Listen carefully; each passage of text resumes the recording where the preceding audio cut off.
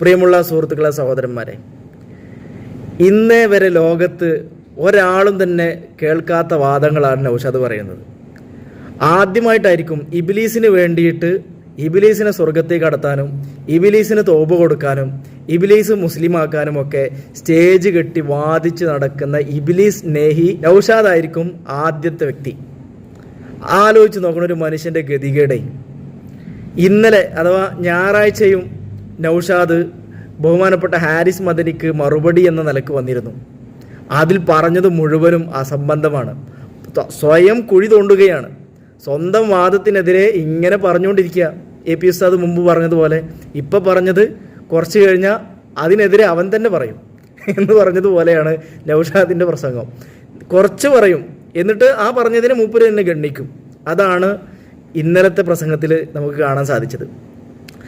ഇബ്ലീസ് ലഅനത്തുല്ലാഹി അലൈഹി അവൻ നരകത്തിലാണ്, അവൻ ശാശ്വതമായ കാഫിറാണ്, നരകത്തിലാണ് എന്നുള്ളത് പരിശുദ്ധ ഖുർആനിൽ വളരെ വ്യക്തമാണ്. ഇനി അവൻ മുസ്ലിം ആവുക എന്നുള്ളത് അസംബന്ധമാണ്, അതൊരിക്കലും സംഭവിക്കുകയില്ല. ഇത് അള്ളാഹു സുബ്ഹാനഹു വ തആല പറഞ്ഞ കാര്യമാണ്, അള്ളാഹിൻ്റെ ഇൽമിൽ മുൻകടന്നതാണ്. അവൻ മുസ്ലിം ആവുകയില്ല, അവനിനി മുസ്ലിം ആക്കുകയില്ല എന്നുള്ളത്. ഇനി അവൻ മുസ്ലിം ആവുകയാണെങ്കിൽ പരിശുദ്ധ ഖുർആൻ അത് അശക്തമാണ് നമുക്ക് പറയേണ്ടി വരും. അള്ളാഹുവിൻ്റെ കലാം അശക്തമല്ലല്ലോ, അള്ളാഹുവിൻ്റെ കലാം കളവാവുകയില്ലല്ലോ. അങ്ങനെ ഉണ്ടാകൽ മുഹാലല്ലേ? ഇത് ആർക്കാണ് തിരിയാത്തത്? ഇത് ഹാരിസ് മദനി ഉസ്താദ് കഴിഞ്ഞ അദ്ദേഹത്തിൻ്റെ വീഡിയോയിൽ പറയുന്നുണ്ട്. ഇതെല്ലാവർക്കും അറിയുന്ന ഒരു കാര്യമല്ലേ? ഇതിനെ വീണ്ടും വീണ്ടും വീണ്ടും ഗണ്ണിച്ച് എവിടേക്കാണ് ഇവൻ പോകുന്നത് എന്ന് മനസ്സിലാകുന്നില്ല. നിങ്ങൾ ആ പ്രസംഗം ഒന്ന് കേട്ടു നോക്കൂ. അതിൽ തന്നെ ഉള്ളത് മുഴുവനും വൈരുദ്ധ്യമാണ്. ആ പ്രസംഗത്തിൽ മുഴുവനും വൈരുദ്ധ്യമാണ്.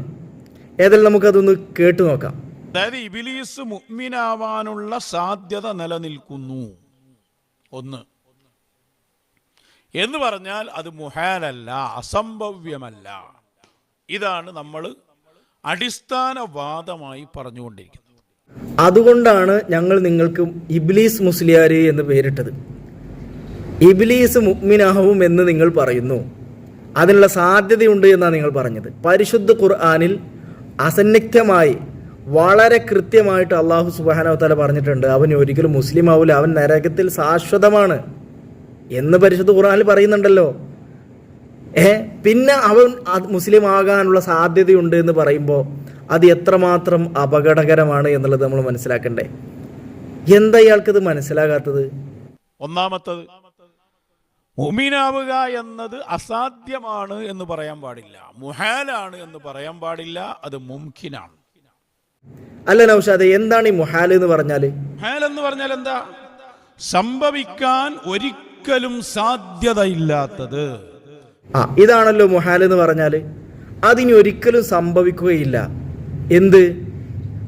ഇബ്ലീസിന് ഇസ്ലാം ആവാനുള്ള തൗഫീഖ് കിട്ടുക എന്നുള്ളത് ഒരിക്കലും സംഭവിക്കുകയില്ല. ആ തൗഫീഖ് ഇനി അവന് കിട്ടൂല. തൗഫീഖ് എന്നത് വേറെയാണ്. ഇത് അടവാണ്. നമ്മൾ പറഞ്ഞു തൗഫീഖ്, മുസ്ലിം ആവാനുള്ള തൗഫീഖ് കിട്ടൽ മുഹാലാണെന്ന് പറഞ്ഞപ്പോൾ മൂപ്പര് പറയണത് തൗഫീഖ് വേറെയാണ് എന്നാ. അതെന്താ തൗഫീഖ് എന്ന് പറഞ്ഞാൽ?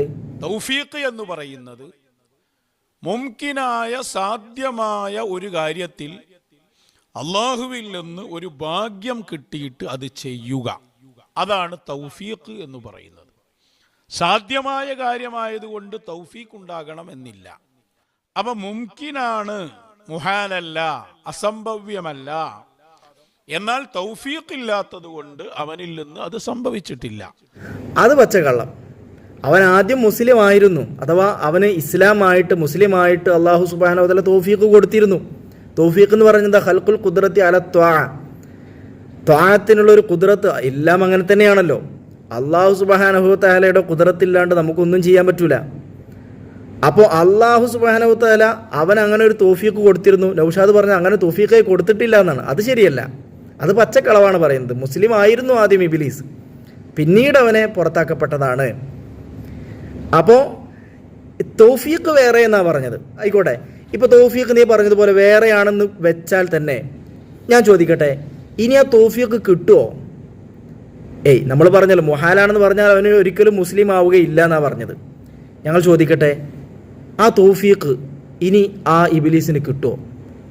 തൗഫീഖ് അയാൾക്ക് വന്നു ചേർന്നിട്ടില്ല. സാധാരണഗതിയിൽ തൗഫീഖ് വരികയുമില്ല. കാരണം അള്ളാഹു അയാളെ കുറിച്ച് അങ്ങനെ പറഞ്ഞതാണ്. ഇപ്പൊ എങ്ങനെ ഇരിക്കണ്? തൗഫീഖ് ഇനി വരികയില്ല. കാരണം അള്ളാഹ് അയാളെ കുറിച്ച് പറഞ്ഞിട്ടുണ്ട്. ഇത് തന്നെയല്ലേ ഹാരിസ് മദനിയും പറയുന്നത്, ഇത് തന്നെയല്ലേ മുഹാലാണെന്ന് പറയുന്നത്. ആ തൗഫീഖ് ഇനി അവൻ ഒരിക്കലും കിട്ടൂല, അത് മുഹാലാണ്. ഇതാണ് വാദം. പരിപാടി ഇവിടെ കഴിഞ്ഞു. നീ തന്നെ സമ്മതിച്ചു കഴിഞ്ഞു അത് മുഹാലാണെന്നുള്ളത്. പക്ഷേ ജനങ്ങൾക്ക് മുമ്പിൽ നിനക്കത് പറയാൻ ബുദ്ധിമുട്ടുണ്ട്. കാരണം അതിൻ്റെ കിബർ അനുവദിക്കുന്നില്ല. അപ്പോൾ നിന്റെ കിബർ അനുവദിച്ചാലും ഇല്ലെങ്കിലും വളരെ കൃത്യമായിട്ട് എല്ലാവർക്കും മനസ്സിലായിട്ടുണ്ട് ആ തൗഫീഖിനെ അവന് കിട്ടൂല. അതാണ് മുഹാൽ എന്ന് പറഞ്ഞാൽ ഇനി അത് ഒരിക്കലും സംഭവിക്കൂല എന്ന്. അത് നീ പറഞ്ഞല്ലോ, ഖുർആനിൽ അത് വളരെ വ്യക്തമാണ്. ഇനി ഇതിൻ്റെ ഇടയ്ക്ക് ഒരു സ്പെഷ്യൽ എന്താ പറയുക ഇടപെടൽ ഉണ്ടാവും. എന്ത് ഇടപെടൽ? പരിശുദ്ധ ഖുർആനിനെ കളവാക്കാൻ വേണ്ടിയിട്ടാണോ ആരെങ്കിലും ഇടപെടുന്നത്?